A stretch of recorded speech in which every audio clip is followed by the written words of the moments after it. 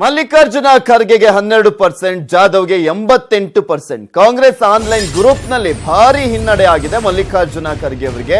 Kalaburagi Congress create ಮಾಡಿದಂತ WhatsApp group ನಲ್ಲಿ ಒಂದು ಸಮೀಕ್ಷೆಯನ್ನ ಮಾಡಲಾಗ್ತಾ ಇರುತ್ತೆ. ಯಾರು ವಿನ್ ಆಗ್ತಾರಪ್ಪ, ಜಾಧವ್, ಉಮೇಶ್ ಜಾಧವ್ ಅವರ ಅಥವಾ ಮಲ್ಲಿಕಾರ್ಜುನ ಖರ್ಗೆ ಅವರ ಅಂತ. ಈ ಒಂದು ಸಂದರ್ಭದಲ್ಲಿ ಆನ್ಲೈನ್ ಸಮೀಕ್ಷೆಯ ಸಂದರ್ಭದಲ್ಲಿ ವೋಟಿಂಗು 12% ಸಿಕ್ಕಿರುತ್ತೆ ಖರ್ಗೆ ಅವರಿಗೆ, 88% ಜಾಧವ್ ಅವರಿಗೆ ಸಿಗ್ತಾ ಇರುತ್ತೆ. ಖರ್ಗೆಗೆ ಹಿನ್ನಡೆ ಆಗ್ತಿದ್ದಂತೆ ಎಕ್ಸಿಟ್ ಪೋಲ್ ಅನ್ನ ಸ್ಥಗಿತ ಮಾಡಲಾಗಿದೆ. ಸಾಮಾಜಿಕ ಜಾಲತಾಣದಲ್ಲಿ ಜಾಧವ್ಗೆ ಬೆಂಬಲ ವ್ಯಕ್ತವಾಯಿತು. ಸೋಷಿಯಲ್ ಮೀಡಿಯಾ ಸರ್ವೆಗೆ ಖರ್ಗೆ ಶಾಕ್. ಸೋಷಿಯಲ್ ಮೀಡಿಯಾ ಸರ್ವೆಯಿಂದ ಅಜಯ್ ಸಿಂಗ್ ಹೆಸರಲ್ಲಿ ಗ್ರೇಟ್ ಜಾಧವ್ ಜಿ ಅಂತ ಕಮೆಂಟ್ ಅನ್ನ ಕೂಡ ಮಾಡಲಾಗಿತ್ತು. ಅಜಯ್ ಸಿಂಗ್ ಹೆಸರಿನಲ್ಲಿ ನಕಲಿ ಖಾತೆಯನ್ನ ಸೃಷ್ಟಿ ಮಾಡಿ ಆ ಒಂದು ಕಮೆಂಟ್ ಅನ್ನ ಮಾಡಲಾಗಿತ್ತು. ನಾನು ಜಾಧವ್ ಪರ ಕಮೆಂಟ್ ಮಾಡಿಲ್ಲ ಅಂತ ನಂತರ ಅಜಯ್ ಸಿಂಗ್ ಅವರು ಸ್ಪಷ್ಟನೆಯನ್ನ ಕೂಡ ನೀಡಿದ್ದಾರೆ. ನಾನು ಯಾಕೆ ಅದ್ರ ಬಗ್ಗೆ ಕಮೆಂಟ್ ಮಾಡಲಿ, ನಾನ್ ಮಾಡಿಲ್ಲ ಅಂತ ಅವರು ಸ್ಪಷ್ಟನೆಯನ್ನ ನೀಡಿರುವಂತದ್ದು ನೀವು ಕೂಡ ನೋಡ್ತಾ ಇದ್ದೀರಾ. ಅಲ್ಲಿ ಡಾಕ್ಟರ್ ಅಜಯ್ ಸಿಂಗ್ ಜೇವರ್ಗಿ MLA ಅನ್ನುವ ಅಕೌಂಟ್ ನಿಂದ ಕಮೆಂಟ್ ಮಾಡಲಾಗಿರುತ್ತೆ. ಗ್ರೇಟ್ ಜಾಧವ್ ಜಿ ಅಂತ ಕೂಡ ಕಮೆಂಟ್ ಅನ್ನ ಮಾಡಲಾಗಿರುವಂತದ್ದು ನೀವು ಕೂಡ ನೋಡ್ತಾ ಇದ್ದೀರಾ. ಅದರಲ್ಲಿ ಅದನ್ನ ನಂತರ ಅದಕ್ಕೆ ಸ್ಪಷ್ಟನೆಯನ್ನ ನೀಡಿದ್ದಾರೆ.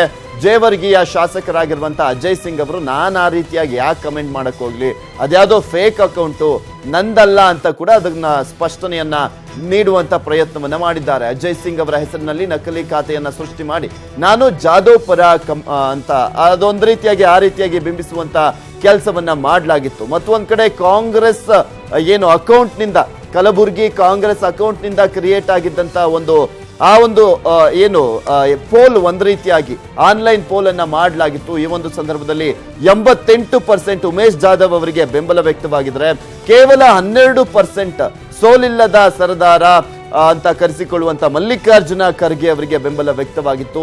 ನಂತರ ಇದು ಗೊತ್ತಾಗ್ತಿದ್ದ ಹಾಗೆ ಆ ಒಂದು ಏನ್ ಕ್ರಿಯೇಟ್ ಮಾಡಲಾಗಿದ್ದಂತ ಪೋಲ್ ಅನ್ನೇ ಡಿಲೀಟ್ ಮಾಡಲಾಗಿದೆ. ಇದು ಕಲಬುರಗಿಯಲ್ಲಿ ಸದ್ಯಕ್ಕೆ ಚರ್ಚೆ ಆಗ್ತಿರುವಂತ ವಿಚಾರ.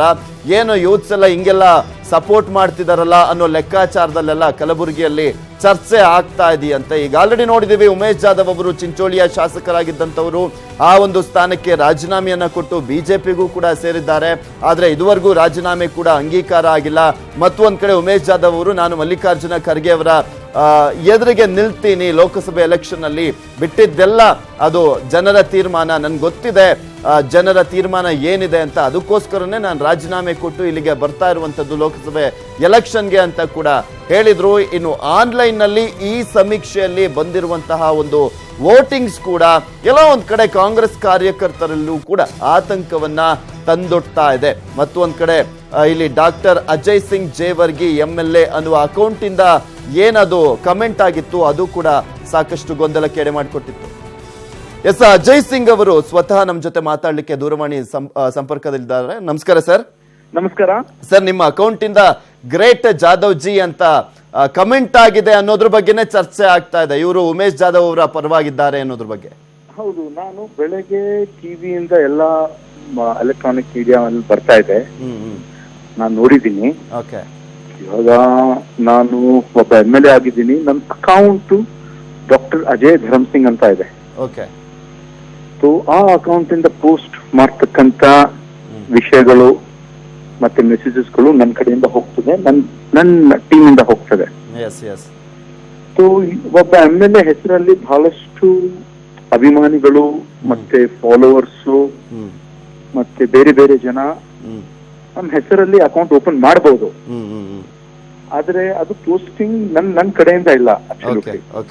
ಇವಾಗ ನಾನ್ ನೋಡಿದೆ, ಮತ್ತೆ ಎಲ್ಲ ಬಹಳಷ್ಟು ಟಿವಿ ಮಾಧ್ಯಮದವರೆಲ್ಲ ನನ್ ಫೋನ್ ಮುಖಾಂತರ ಮಾತಾಡಿದ್ರು. ಅವ್ರಿಗೂ ಕೂಡ ನಾನು ಕ್ಲಾರಿಫಿಕೇಶನ್ ಕೊಟ್ಟಿದ್ದೀನಿ.